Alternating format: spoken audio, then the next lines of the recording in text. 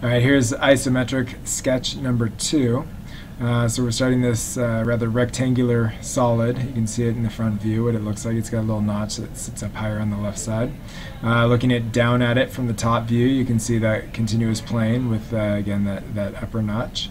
And if we look directly at it from the right side view, you can see the change of surface there.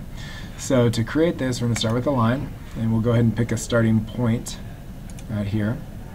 And again, it's easiest to start with a vertical line. We're going to do this edge right here, so it goes up 2 inches. So I'm going to type in 2 inches at 90 degrees, and we'll get something like that.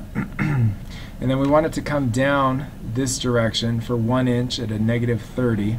So we're going to say 1 inch, negative 30 degrees, enter.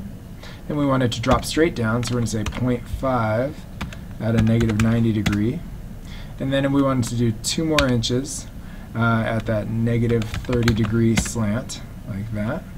And then we need it to come all the way to the bottom, which is a 1.5 negative 90 drop. And then we want it to connect all the way over, which we could enter it in as 3 inches at 150 degrees is what it is. Or I could just say, hey, go connect to the end of that line. And that's what it does. I'm going to right click to end this line. And I'm going to go ahead and start a new line right from this point. So I'll say from the intersection of this line and this line. There it is. And I want it to come back this way. So it's going to come back 2 inches at 30 degrees, just like that. And I want it to go 1.5 inches up at 90 degrees. And then we'll bring it back 2 inches at a negative 150 degrees to connect off that. And we'll right click.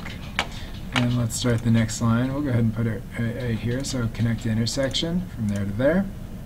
And let's plug in a distance of 2 inches at 30 degrees. Enter. And I'm off the chart, which I'm not too worried about. And then I'm going to bring it back 1 inch at a negative 30. And then again 2 inches at a negative 150 degrees. And that one's closed off. And we'll do another line, starting from the intersection of here and here. And let's bring it 2 inches at 150 degrees. And we'll just go up at this point, 0.5 inches at 90 degrees. Okay, and we'll end that one. And one final line, and I'm just going to say from this intersection going to this intersection. And there it is. And that's what your finished product should look like for the isometric drawing number 2.